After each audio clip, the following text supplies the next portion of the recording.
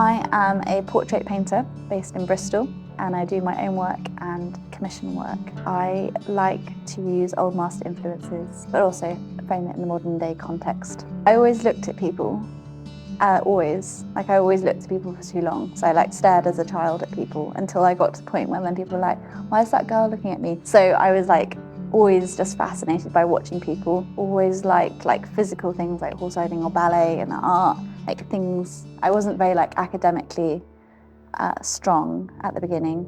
And then I went to France when I was 14, and that was kind of the turning point because I did a French exchange for 6 weeks. I went to a French artist who called Anne in it was North France, and she did the signs in the French village where I was, and she also did workshops. So I went in, and then she had boxes of photos. So there'd be boxes of landscape, people, dogs, anything you can imagine, all sort of laid out.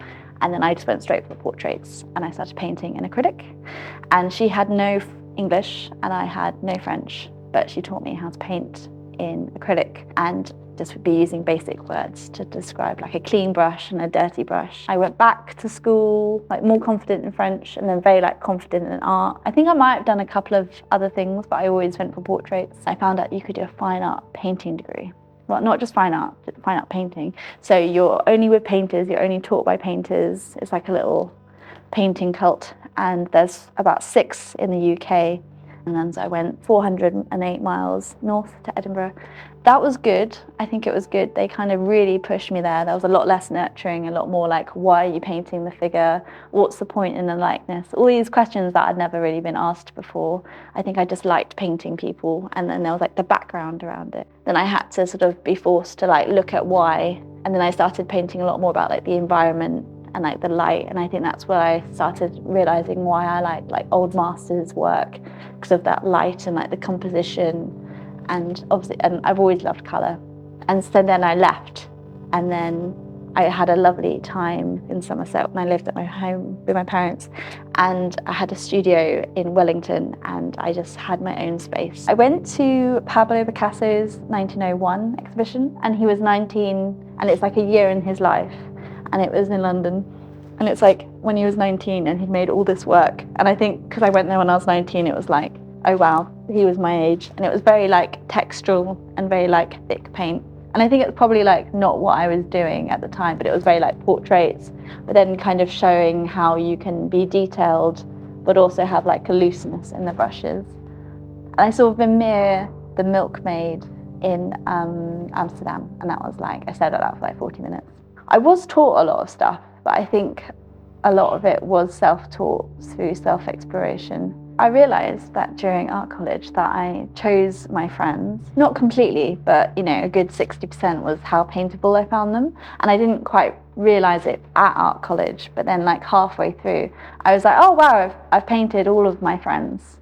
And I think I quite like striking women. I often paint women. I think I like strong-looking women who are striking and can give off a look of why are you challenging me? Or kind of just that direct look. Frances is the main picture there, and that was the first one after art college, and she's got this headscarf on, and I took photos of her without any makeup, and she had her headscarf on because she had her hair all curled for the party. I quite like natural. I try and go for candid shots. I like taking photos where they're in the middle of something, and I often set up photo shoots, but I do try to get them in a place where they're feeling comfortable and absorbed in something. I admire when other artists use loose brushwork and still manage to retain that feeling of the person.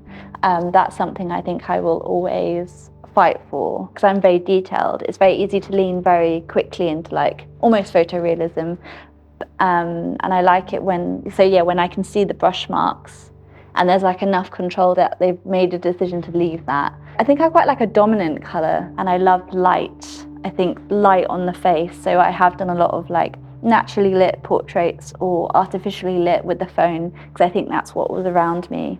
And I've kind of gone away from the artificial light because I'm not sure I really want that. I like it when I feel you know the person, maybe. You've got a little inkling from them from the portrait. If there's something there that the painter has revealed, a vulnerability is quite important. I'd like to sit here and be like, oh yeah, I'm completely confident. But showing them the portrait I've either spontaneously painted of them or people have commissioned. So I did like a double portrait of Anne and Susie, and it's two women in Salisbury, a couple. It was delayed slightly because of lockdown, and then they came in and I had the easel up with the portrait in the gallery. So they had to come around and then they saw the portrait.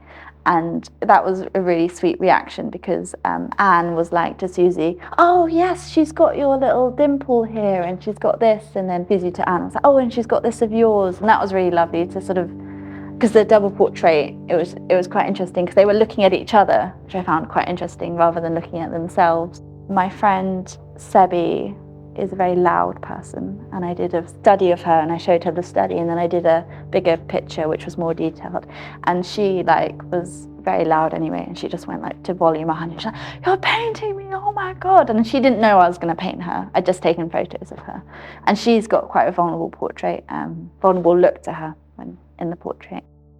I talked about strong women, but then I also like that feeling of vulnerability there as well. And I also like seeing their eyes. It's very important, I think, to have some information about the eyes going on in mine and in other people's portraits.